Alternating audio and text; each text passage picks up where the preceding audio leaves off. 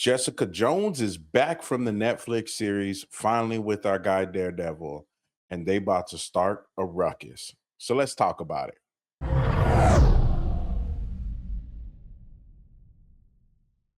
Welcome back to Collard Greens and Nerdy Things, your favorite one-stop shop for all things nerdy.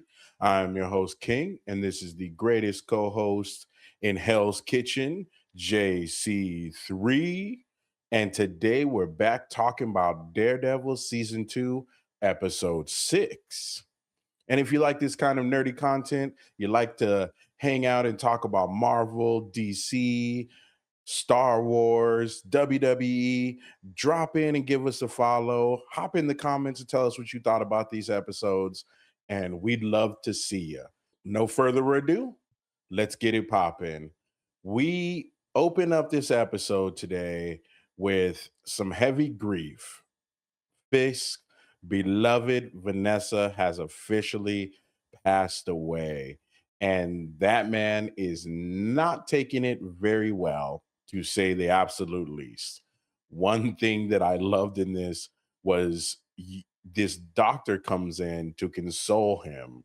And you think that Fisk is actually gonna hug him. Dude's going for the hug. And he does, but he also squishes him to death and kills him just that quick. So we know Wilson Fisk is gone and the Kingpin is the only thing left. Oh my gosh. The worst thing that that doctor could have said, like I'm paraphrasing here, but he said something like in regards to like it's been like a sorrowful experience, like going through this with you or something like that. Like it's just like it's he's like it's been like pretty like it's been a sorry pleasure or something like that. And I'm like, what? Like what why would you say that? Like that's like that alone is annoying. So hey, moment of silence for Vanessa and also a moment of silence for that doctor. But that scene right there showed us that Kingpin's on the loose, man, and he is slowly going to just start wrecking havoc anywhere. And you see this immediately. This starts to show itself immediately when things really start to go crazy with the vigilante task force. Fisk does not care anymore. And now we end up in a place where he's been so unhinged for so long as the mayor that now the other political figures are trying to usurp him and get him out of the way. I for sure think that they are going to either impeach him or find a way to get him out of office, because we know from the Spider-Man trailers the assistant that he has, who didn't said she did not want responsibility, is the one who hands Spider-Man something in the trailer. So I wonder if Fisk is still going to be around after this season, or will he not be mayor anymore, but still be full crime boss Kingpin? I feel like by the end of this season, Fisk won't be mayor anymore. With him losing Vanessa, he's lost like everything that's really truly important to him. So he's not going to care really about losing anything else. His only goal right now is getting revenge on Daredevil and Bullseye. And that's it. He's not looking at it from an angle of maybe he is to blame for this because technically he is the one that did kill Vanessa. He's not going to look deep down like that. He is going to put all his resources and all his rage towards Matt Murdock. So, yeah, like by the end of the season, Fisk will not be mayor anymore.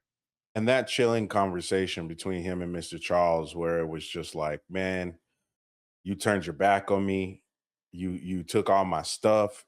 Of course, he gave it to the vigilante task force, and that set the CIA now wanting him out as well, which is kind of crazy because he was brought in to be an ally, and an ally he is no longer.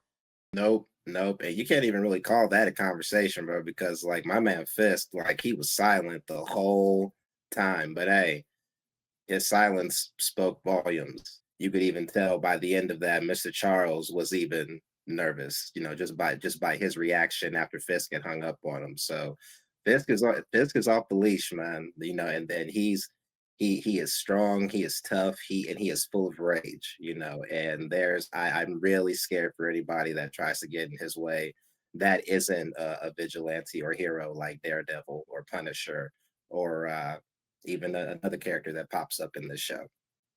Going with the theme of, people having challenging moments and the political sphere that Fisk is in, the deputy mayor of whatever he gave him the job title was finally gets wise that BB is the one sneaking out all the information. He said, You kind of screwed both of us. I can't save you from him."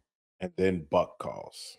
Oh yeah, Buck has been on Daniel's tail for a minute to get on BB about this whole situation, and now it's just come full circle, man. And it's kind of sad to see, just because you could tell that BB was really starting to feel something for Daniel being with him in his mom's house and seeing his room and just getting a feel for who he really was and is as a person. So just for her to really truly start coming around to him, only for him to find what was in her jacket later on in the episode and call her out for it.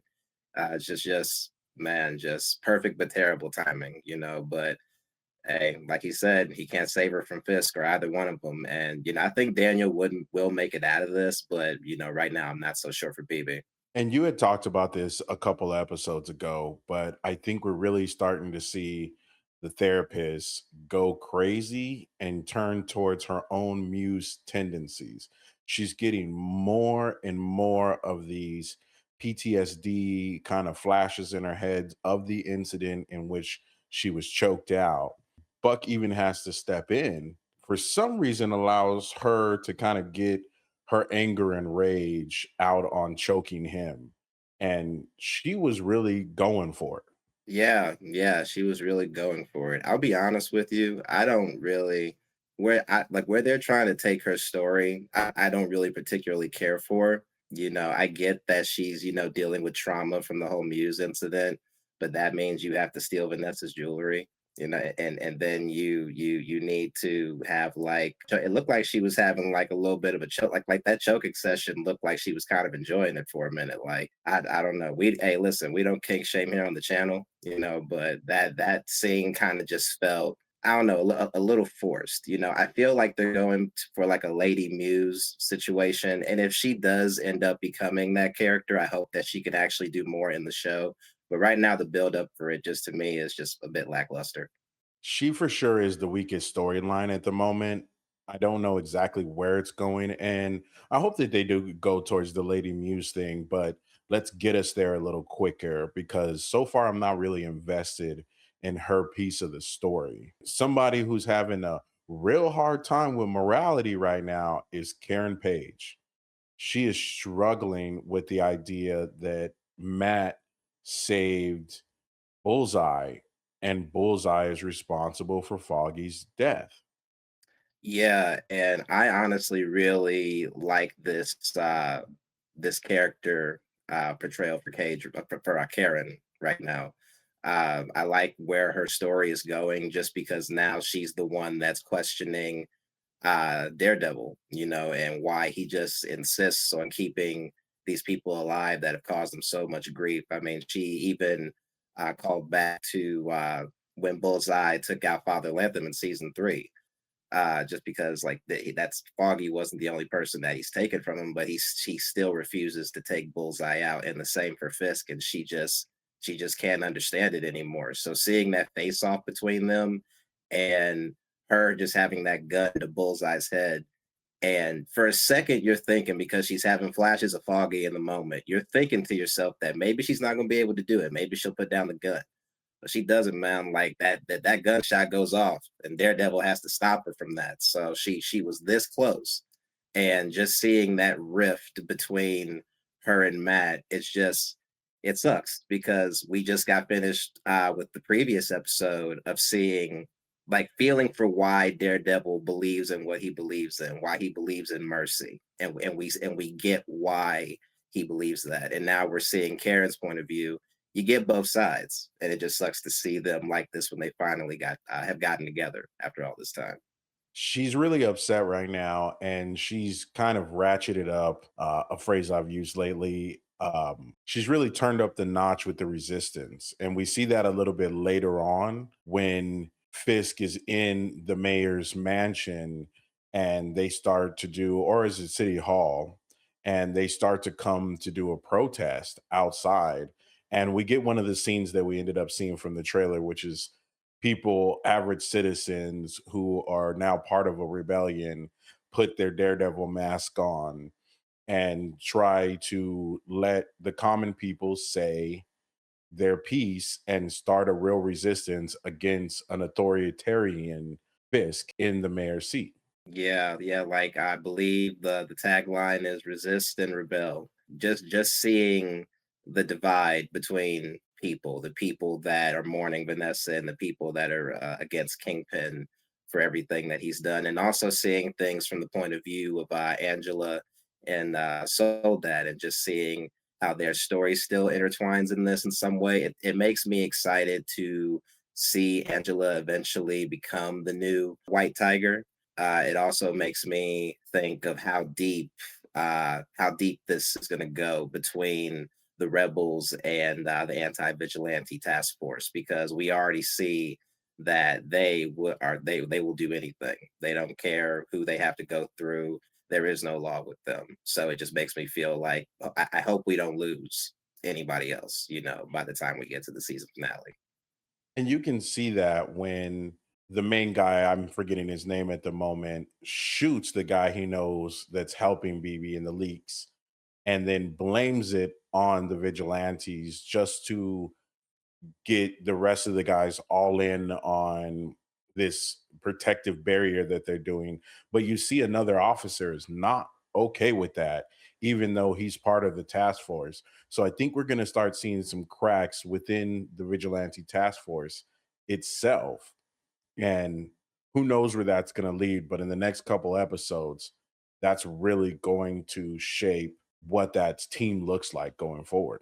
Yeah, it was kind of surprising to me to see that officer just kind of take that the way that he did, because last season he was the one that was the prick. He's the one that he's the one that Daredevil and Punisher had to put down in the season finale. So to see this character turn is a bit interesting. I wonder if it'll go anywhere. I don't really think it much will. To me, I kind of want everybody from that task force just to just to get taken out, bro. We don't need them. Well, let's talk about the biggest thing that happened in this episode, and that is the return of Jessica Jones. We're one step closer to having all the defenders in the MCU, and she states that they showed up in her house with their child, which we saw, who was playing with a grenade. Luckily, it didn't go off, but she's playing with the grenade as Jessica Jones was beating up all the vigilante task force.